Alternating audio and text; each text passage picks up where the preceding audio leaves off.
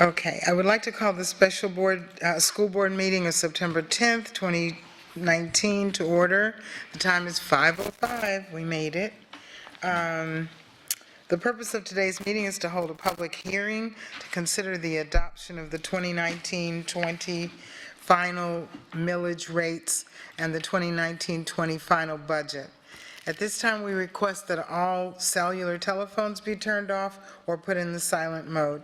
I would like to take this opportunity to remind the members of the public of the district's mission, which is to ensure that each student achieves his or her highest personal potential, and the district's vision to be a world-class school system.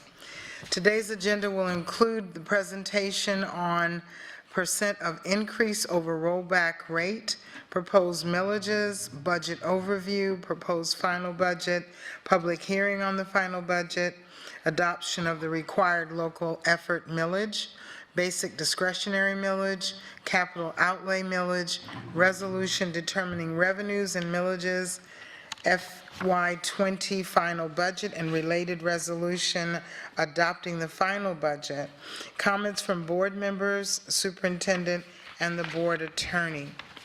Board members, is there a motion to adopt the agenda as presented? Second. Was Ms. Vaughn and Ms. Fisher, seconded by Ms. Fisher. Please record your vote.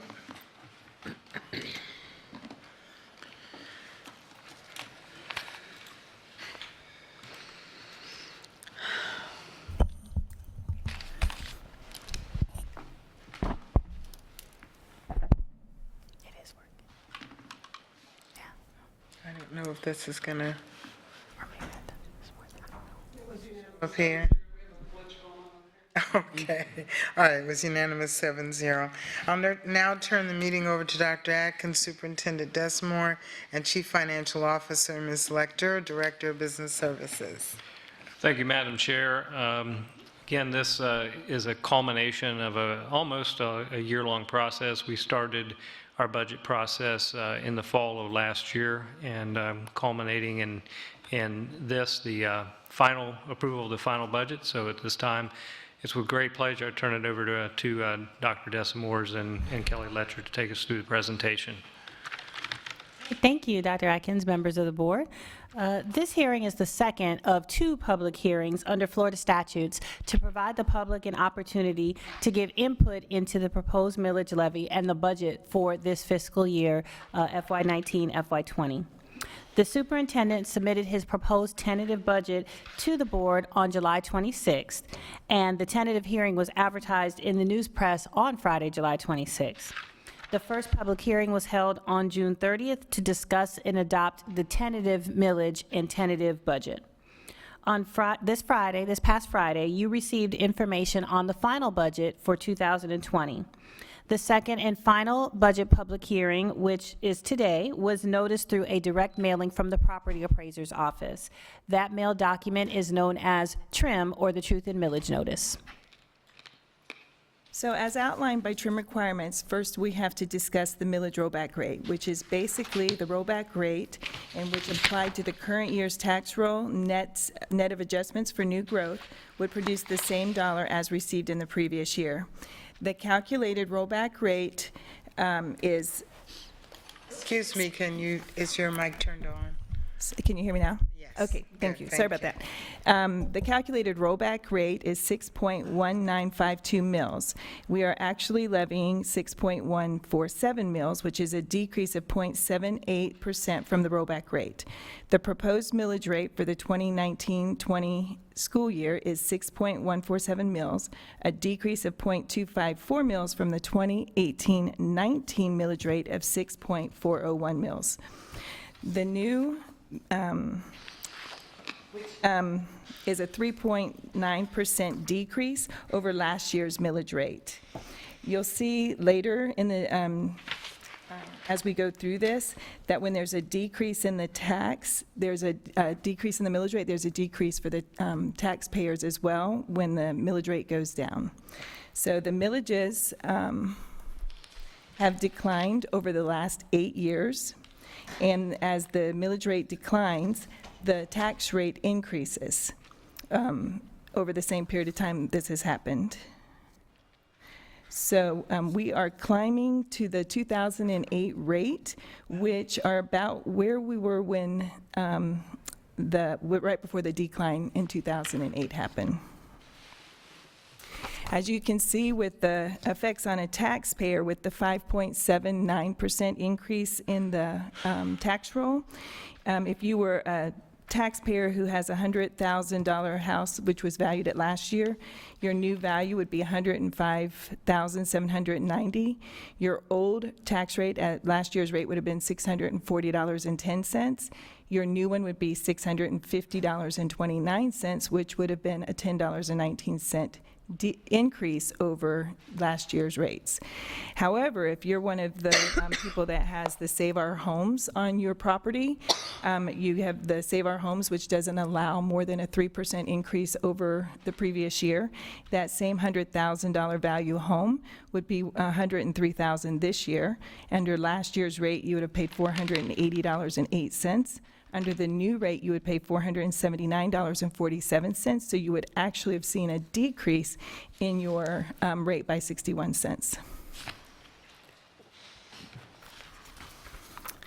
So our millage rates that we're going to be asking you to approve tonight is the required local effort of 3.899, which is 3.892 of the new millage rate and a prior year adjustment of 0.007, which is because we did not generate what they expected us to generate last year, so they did add it to this year's in order for us to generate more money. The basic discretionary of 0.748 mils and capital outlay of 1.5 mils. The total increase amount to be raised is about 8.4 million over last year, and that's primarily due to the basic discretionary and capital outlay, because as the tax roll goes up, and since that millage rate stays the same, those two do increase. The final budget that we're asking you to approve tonight is a total of $145,638. That's made up of the 6 main funds, and we'll go through those funds right now. So we have the 6 funds, which is the general fund, which is the basic operating funds for the district, the debt service, which pays our debt, the capital, which we use to build our schools, to do the maintenance of our schools, to buy equipment, and the security items in our schools. We also have food service, which provides breakfast, lunch, and supper for our students. We have the special revenue, or the federal funds, that are given to us from the federal government with specific purposes for the use of those. We have internal service accounts, which takes care of all of our insurance costs, both health, life, workers' comp, and all of our insurance. As we go through the funds, we'll start with our general fund, which is the major source of funding that we have. It's budgeted at $923.9 million, and it makes up 56% of our total budget. It supports over 94,000 students, and it is the main funding source for the instruction of our students and our operating expenses. The FEFP makes up the big part of that. That's where we get our funding from the state. The FEFP is $734 million of that. It's a $33 million increase over last year's, which is a 3.50% increase in per pupil funding. The per FTE cost was now $7,807, which is a $264 increase over last year's. The base student allocation is $4,279.49, which is a $75.07 increase over last year's. The tax roll, of course, we talked about, was a 5.79% increase, and this is 45% funded from the state. The rest is from local tax dollars. We always get a question on lottery and how that plays out with the district funds. And just to let you know, of the lottery dollars, we're proposing to receive about $3.8 million, which would not even fund our district for one day. We have 2 uses for the lottery dollars as they come in. They have specific purposes. One is for school improvement, which it's given to the schools, and the SACs have approval over how those dollars are spent to follow their school improvement plan. And the other one is school recognition funds, that the schools that either get an A, move up a letter grade, or maintain a letter grade that they've moved up, I think 2 letter grades, and then maintain it the following year. They get funding for school recognition, which most schools use it primarily for teacher and staff bonuses. I mean, I think that's always an important point for board members to know, because you often get questions from members of the public, and you know, why don't you just, you've got the lottery going for you, why don't you rely on that? And you know, the 2 reasons she just gave you, one is the very limited amount of dollars that actually provides, because you know, lottery is really just an extremely expensive to administer form of a tax. It costs a lot to just keep a lottery going with the advertising and the management of it, but it doesn't generate all that much. And then the second thing is that it comes to us really as a categorical. So you and we don't have a lot of discretion in terms of how those dollars are spent. So I mean, those I think are 2 important things when you're speaking about the lottery. So the major sources of our operating funds is 55.48% are from our local dollars, 43.9% are from state dollars, and a very small amount, 0.62%, is from federal. So this graph shows how we spend our dollars. So 72% of our funding goes directly to instruction or direct school expenses. We have some contingency dollars, which is at 3%. Support services at 4%, operations and maintenance is at 13%, and student transportation at 7%. So food service, the budget is at $72.3 million for this one. This includes breakfast and lunch for every child at no cost. We also provide supper at some of our schools. And right now, we're under the community eligibility program, which means that students don't have to apply for free and reduced lunch. All students receive their lunch for free because we're in that program. Kelly, could you go back 2 slides just real quick? Mm-hmm. You know, transportation is one that does get discussed. It's a large number, and it is a large number for this district. You know, the way we do student assignment is a part of that. The other part of it that I think is important for you to know is that we transport a larger percentage of our students than most districts do. You know, most districts are transporting literally somewhere less than 50% of their students. We do more than that, and so if you're transporting more students, you're going to have less costs. I had a discussion today actually with our county manager, who was also a manager on the East Coast, and he talked about the differences of infrastructure between Fort Myers, Lee County, and then also what you see over the East Coast. A lot more compact neighborhoods, a lot more urbanization, a lot more opportunity for people to take sidewalks, ride bikes to school, utilize, you know, city transportation, you know, because a lot of them had bus passes and things like that.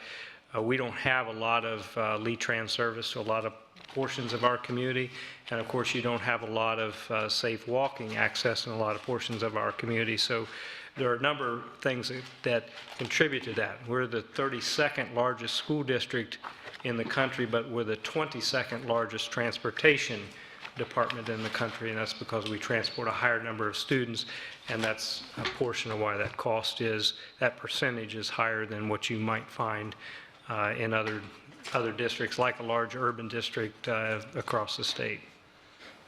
And just so you have some idea, we have 94,000 students, and that's all of our students, including our virtual, our charter schools, on all of the different schools. And we have over 75,000 eligible riders, and so that's a large number of our students that are eligible for transportation. So the special revenue funds, I had a question for you on the food. You said that we provide dinner at some of our schools. Is that federal or state? And how do we determine which schools will provide that? do you want to take that? Yeah, so thank you. So that is, it's same federal through state dollars, USDA. So we have, it basically is any school who believes that they have a program that will sustain it. When we started, and I believe we started maybe 3 years ago, we threw it out to all schools and said, hey, who wanted to, was interested in piloting the supper program. It was mainly geared towards schools that could feed the kids that were going to go to the after-school program, or feed children that stayed behind, that were there for extracurricular activities. So we started out with, I think, 5 or 6 takers in a pilot program, and I believe that was 3 years ago. I think that we are up to 28 schools that are have a supper program, if I remember correctly, but I'll make sure to get the final number and send it to you. Sorry, that my phone thought I was talking to him. I wasn't talking to her. I wasn't talking to her. But, so yes, I believe we are in the 20s as far as the number of schools that have a supper program to support the kids that stay after for extracurricular activities. But I will get that definite final number from you, from our food service, Good. I just and let you know. wanted a ballpark. So are they giving us additional dollars to provide dinner, or are we making dinner work out of what they're providing us? It's an additional reimbursement when you provide the meal, when we provide the meal, yes. Okay, thank you. And it's not a hot meal. When you think of dinner, you think of a hot meal. That is not what we're providing. It can be. It is oftentimes. So it just, depends on what's on the menu. Sometimes it is in the bag, and sometimes it is hot, depending on staffing and menu for the week. So it can be. Okay, thank you. Am I looking, the slide that says where it goes? If you can go to that one. Are you able to correlate that with the 3 sections, the general, the debt, and the capital, or is this? That is just the general fund. This is just the general? Okay. Yes, ma'am. That's what I want to make sure. Okay, thank you. I did have, you mentioned earlier, Kelly, about in the tax roll history, I think it was, that we're almost back to where we were in 2008 before the recession. But does that take into effect, that sounds good, but all the while we were trying to build back up, inflation is still going on. So how does that fit in? Do you understand what I'm saying? Yeah, yes, I do. And I think what part of the point with that, when we look at that tax roll history and you see, the big dip there, and then it's coming back up with the tax roll, so it's almost on par with where we were in 2008. But I believe why we say that here is a little bit of a cautionary measure, right? That we have to look at what we're doing on our capital side, which is where the bulk of our funds go related to the growth of the tax roll.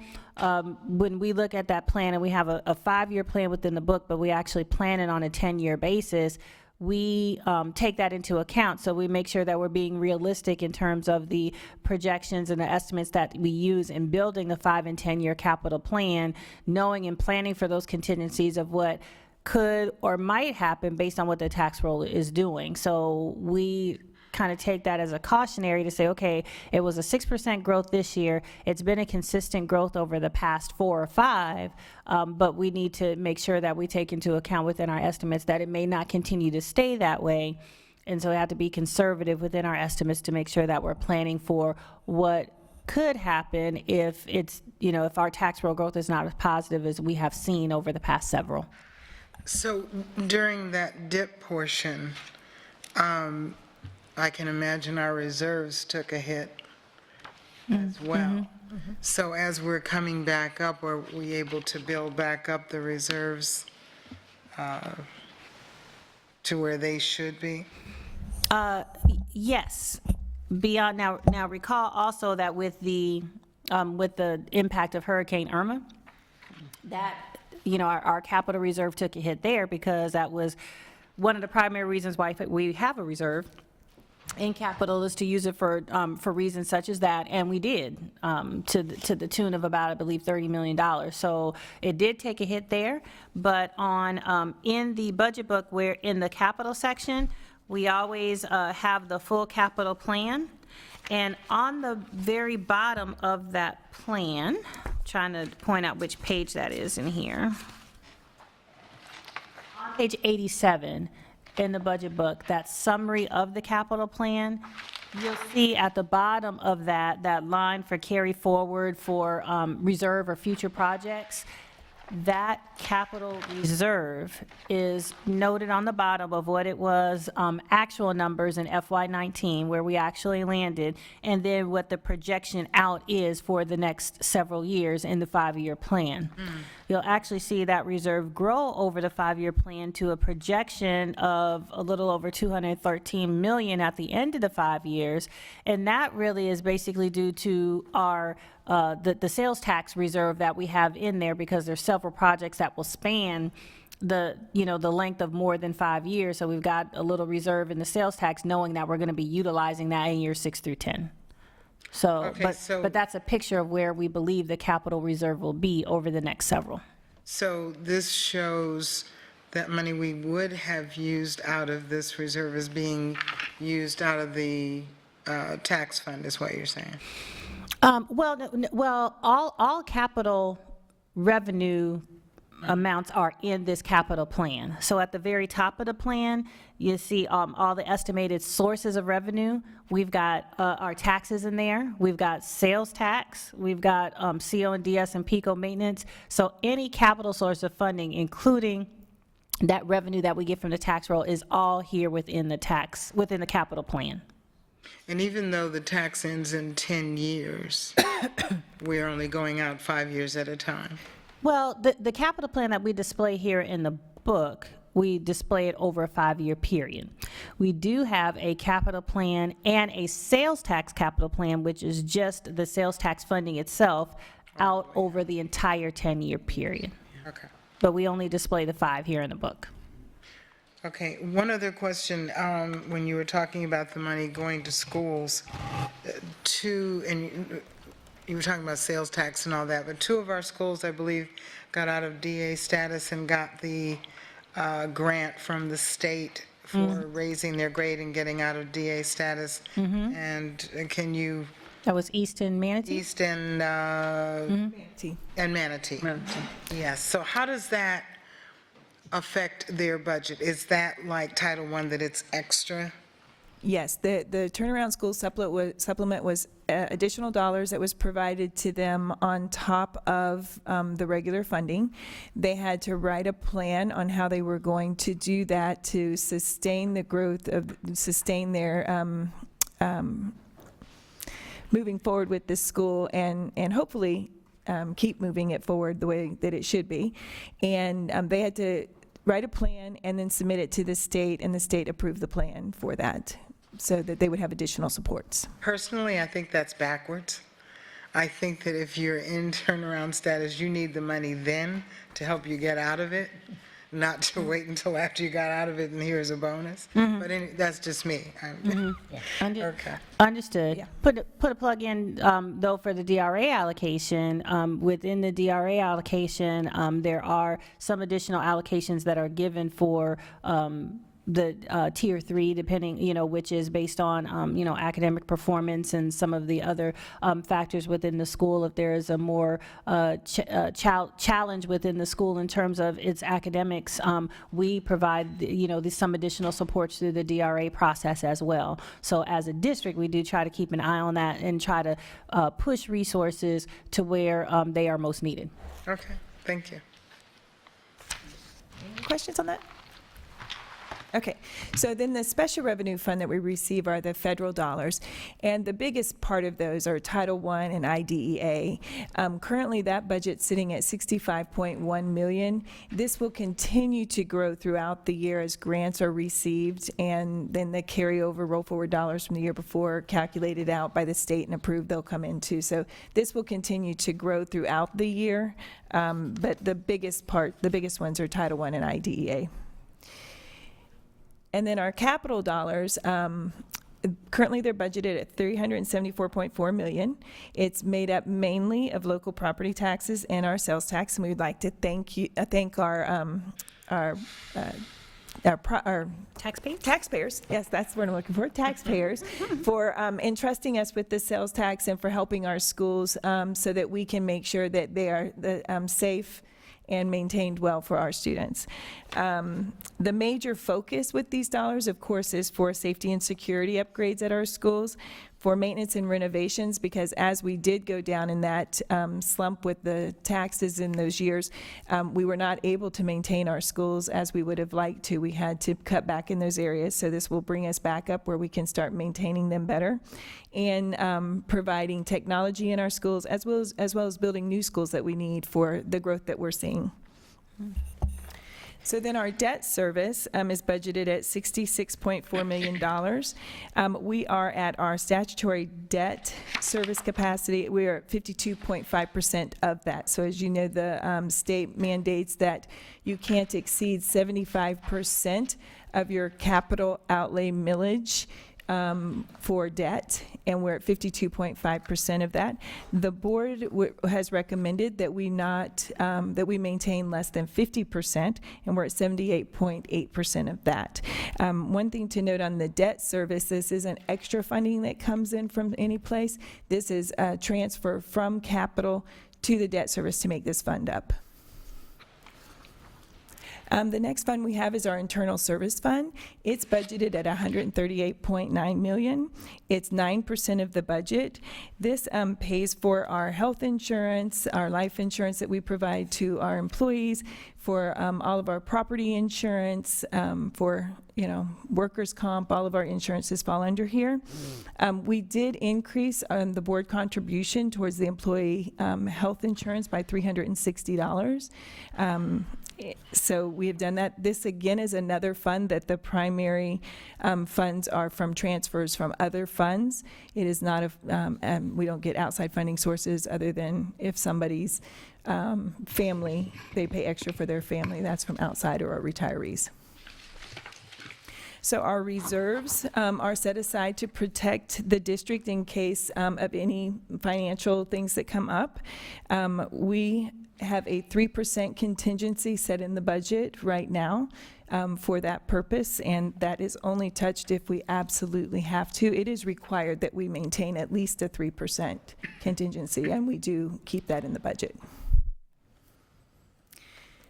So we support 118 schools with the budget and over 94,000 students.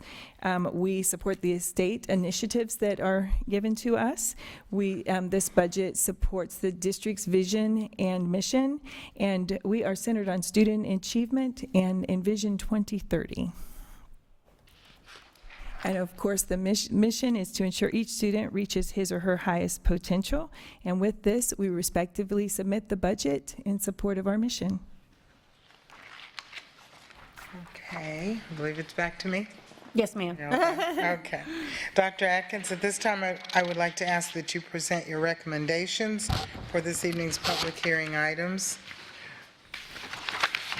To Madam Chair, first recommendation, recommend that the Lee County School Board adopt the 2019-2020 final proposed required local effort millage of 3.899 mils with a proposed amount to be raised of $340,048,280. The required local effort, or RLE, includes the basic RLE of 3.892 and a prior period adjustment millage of 0.007.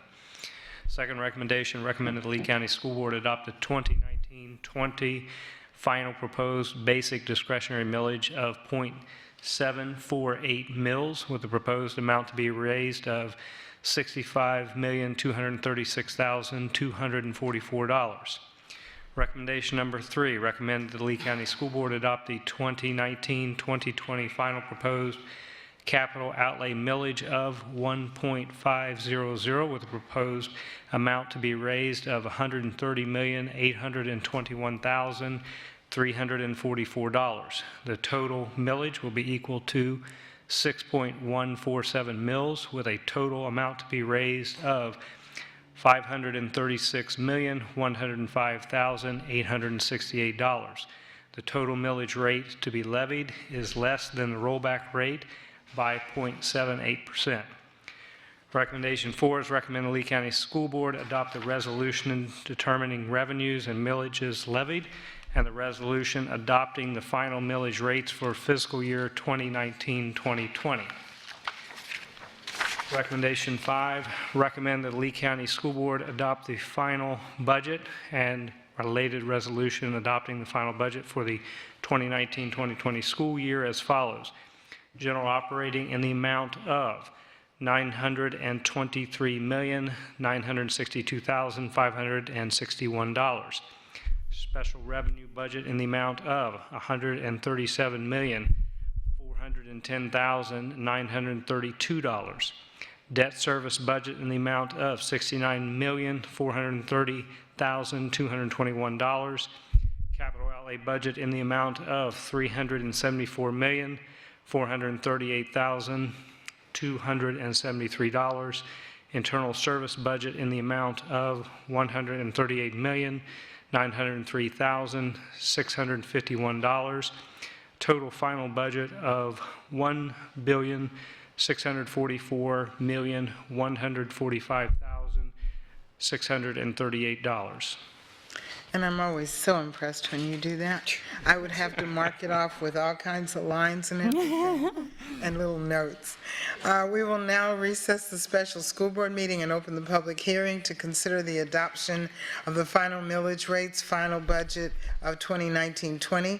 At this time, the public will be invited to speak on these matters.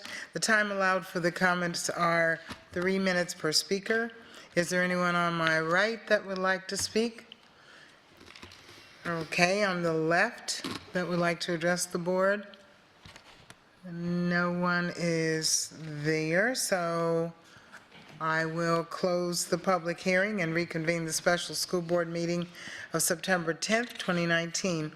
The board will now consider each of the superintendent's recommendations. Dr. Atkins, please restate your recommendations individually, allowing the board the opportunity to vote before moving on to the next one. Yes, Madam Chair. The first recommendation 1, recommend that the Lee County School Board adopt the 2019-2020 final proposed required local effort millage of 3.899 mils with a proposed amount to be raised of $340,048,280. The required local effort, or RLE, includes the basic RLE of 3.892 and a prior period adjustment millage of .007. Board members, you've heard the superintendent's recommendation. Is there a motion to approve this? So moved. Okay, so Ms. Fisher and Ms. Giovanelli, any discussion? Please record your vote.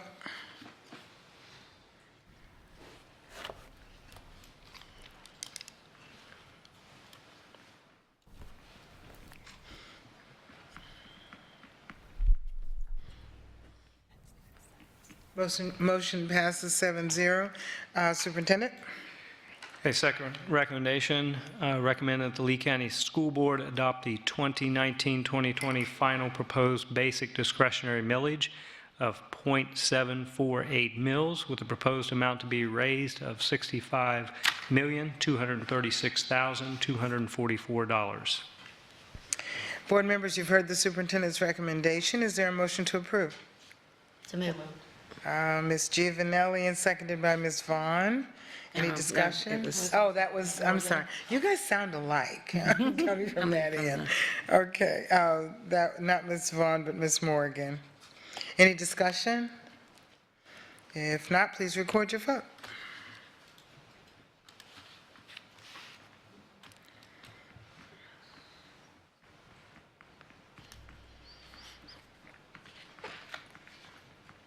Motion passes 7-0. Superintendent? Next recommendation, recommend that the Lee County School Board adopt the 2019-2020 final proposed capital outlay millage of 1.500 with a proposed amount to be raised of $130,821,344. The total millage will equal 6.147 mils with a total amount to be raised of $536,105,868. The total millage rate to be levied is less than the rollback rate by 0.78%. Board members, you've heard the superintendent's recommendation. Is there a motion to approve? So moved. Second. Ms. Vaughn, Ms. Giovanelli, any discussion? Excuse me. Please record your vote.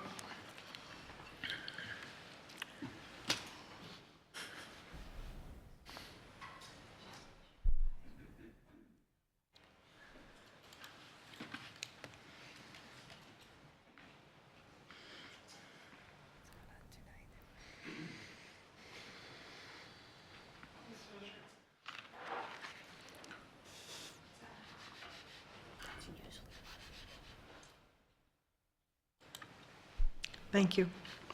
I couldn't find my arrow. Mouse was- They catch you. Motion passes 7-0. Superintendent?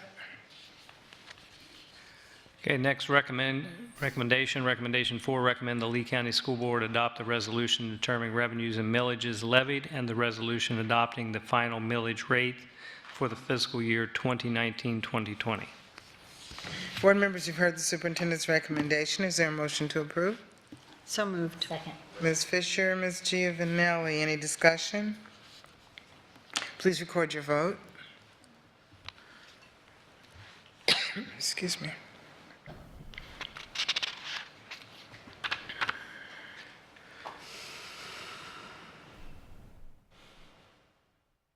We having a glitch? She's on the wrong one. No. No, there's nothing showing up. Here yet.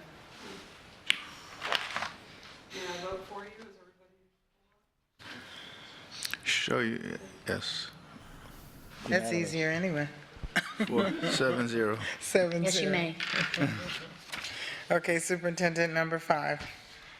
Thank you, Madam Chair. Recommendation number 5, recommend the Lee County School Board adopt the final budget and related resolution adopting the final budget for the 2019-2020 school year as follows. General operating in the amount of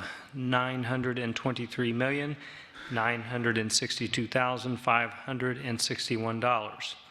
Special revenue budget in the amount of $137,410,932.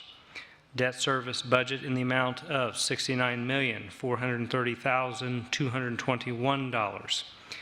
Capital outlay budget in the amount of $374,438,273. Internal service budget in the amount of $138,903,651. Total final budget,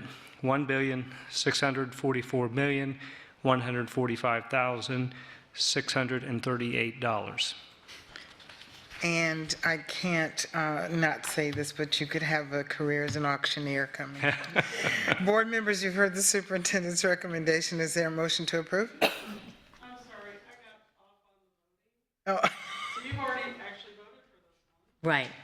so do you want to see our vote for number 6? I think we need to go back to number 3, the capital outlay And vote?